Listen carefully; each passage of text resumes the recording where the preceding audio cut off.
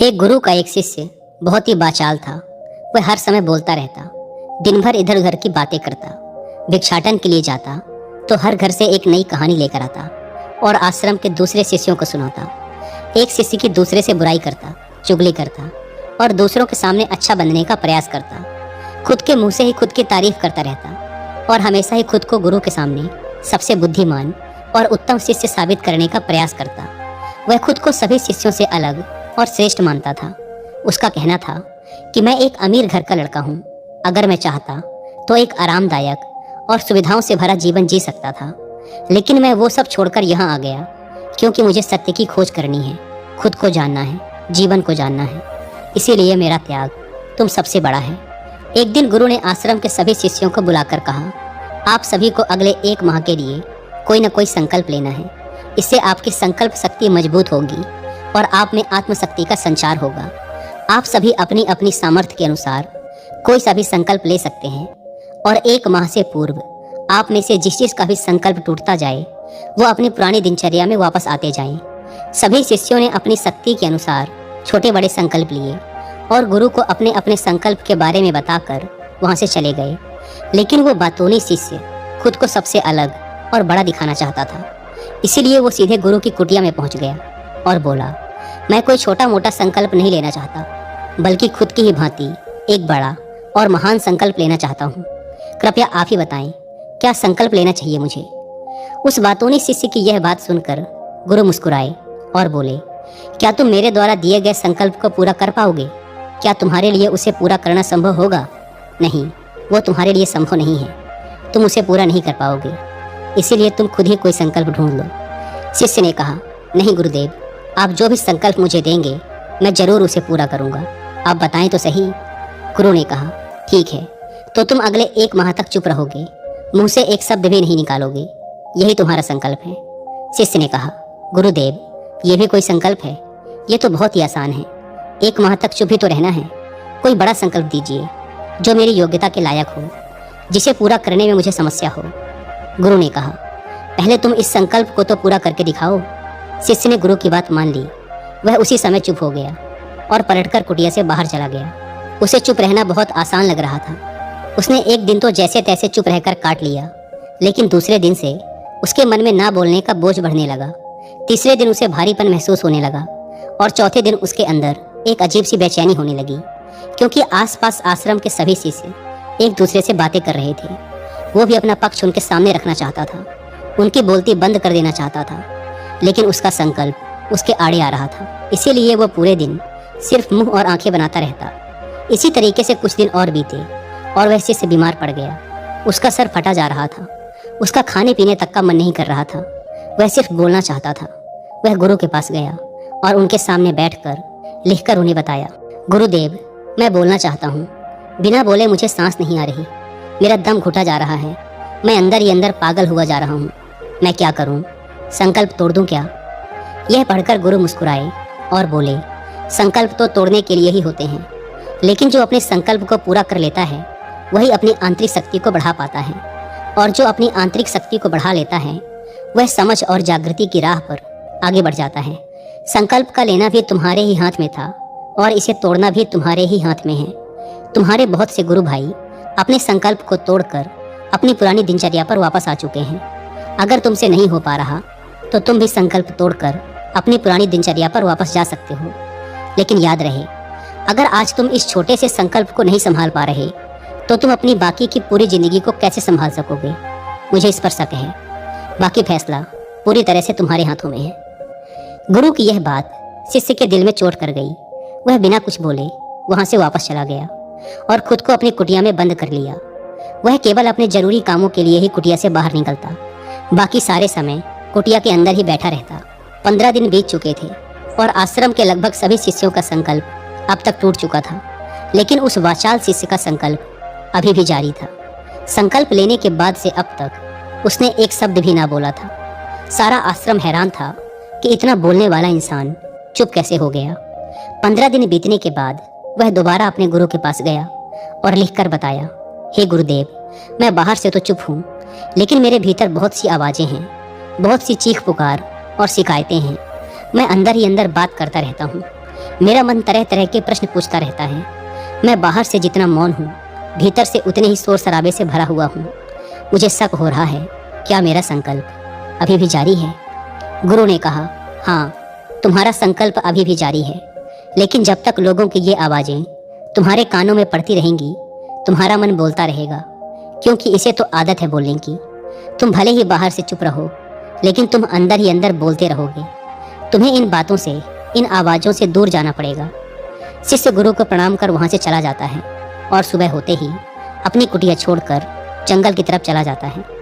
कई दिन बीत जाते हैं, संकल्प का समय भी पूरा हो जाता है, लेकिन वो शिष्य लौट कर नहीं आता।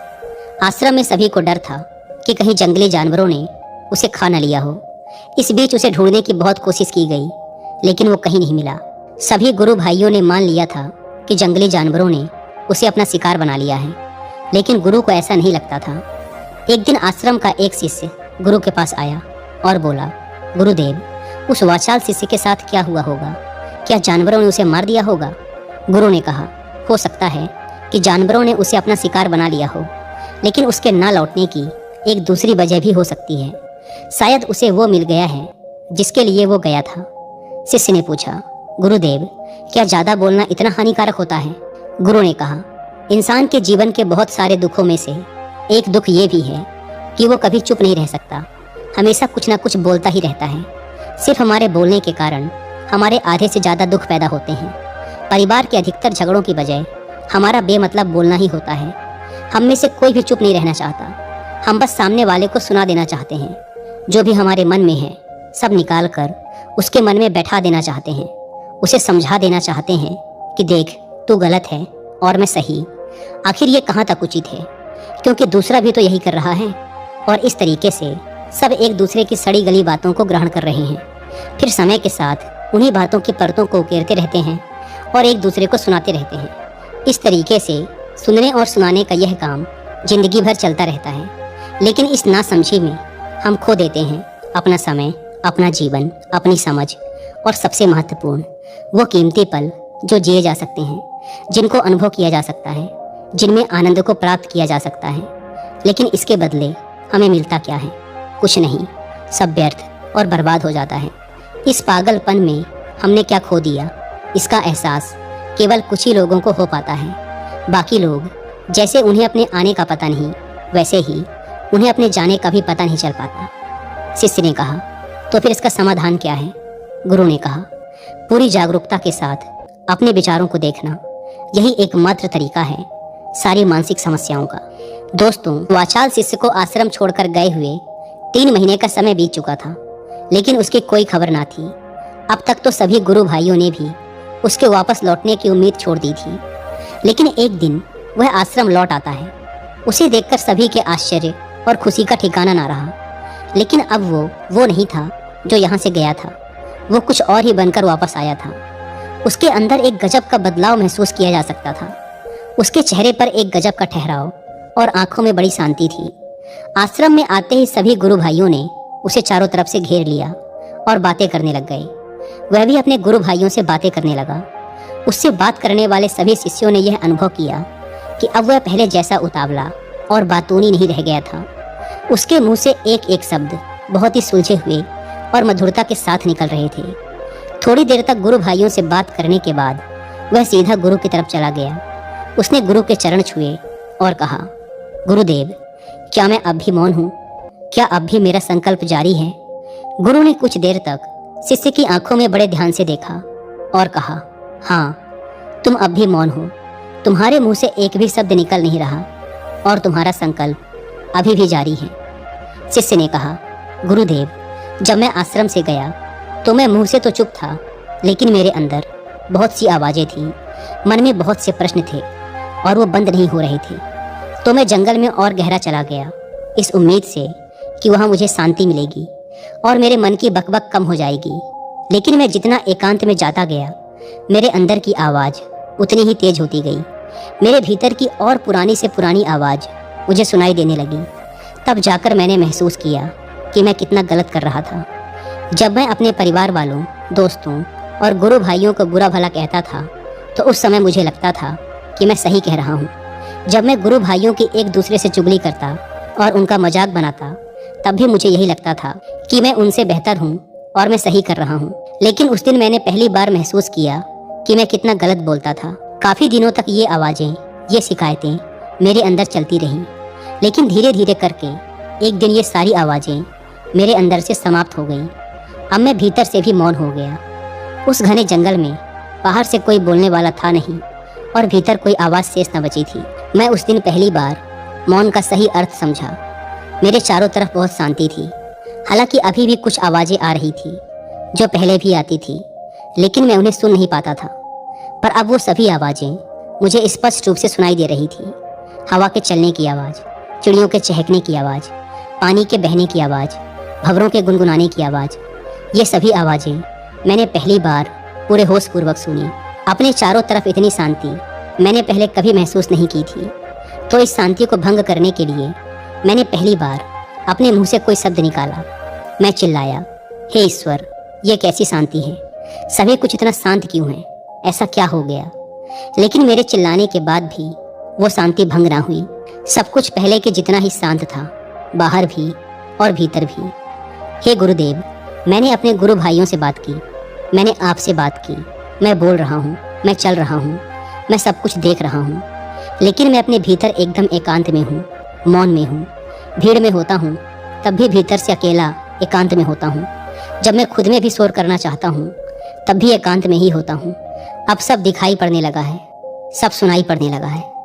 गुरु ने कहा, जब तक हम बाहर की तरफ बोलते रहेंगे भीतर अशांति ही रहेगी। जिस दिन हम भीतर की तरफ मुड़ जाएंगे, फिर बाहर हमारे मुंह से कुछ भी निकले, हम शांत ही रहेंगे। दुनिया में जितनी भी बुराइयां हैं, ज़्यादातर हमारे बोलने से ही उत्पन्न होती हैं, क्योंकि हम चुप रहना नहीं चाहते। हम जितनी ज़रूरत है उससे कहीं ज़्यादा बोलते हैं। हम सामने वाले को सुनना नहीं चाहते, बल्कि उसकी बोलती बंद कर देना चाहते हैं। उसे समझा देना चाहते हैं कि मैं कौन हूँ, दिखा देना चाहते हैं उसे अपनी सारी सामर्थ्य। बस यही हमारी ज़िंदगी का मकसद बनकर रह जाता है। हमारी सारी ऊर्जा इस व्यर्थ के बोलने में बर्बाद होती रहती है। ऐसे पति पत्नी का जीवन दुखों से भर जाता है, जो हमेशा एक दूसरे को सुनाने में लगे रहते हैं। कभी एक दूसरे को सुनना नहीं चाहते, समझना नहीं चाहते, और चुप रहना तो उन्होंने कभी सीखा ही नहीं, क्योंकि चुप रहना उन्हें छोटा महसूस करवाता है। दुनिया की सभी लड़ाइयों का कारण हमारा बोलना ही है। इसीलिए हमें सिर्फ उतना ही बोलना चाहिए जितना जरूरी हो, क्योंकि व्यर्थ का बोलना ऊर्जा को नष्ट करना है। और ये बोलना ही हमें कभी अपने भीतर की ओर लौटने नहीं देता, क्योंकि ये हमें बाहर की ओर खींच कर रखता है। और बाहर है ही क्या इस संसार के अलावा।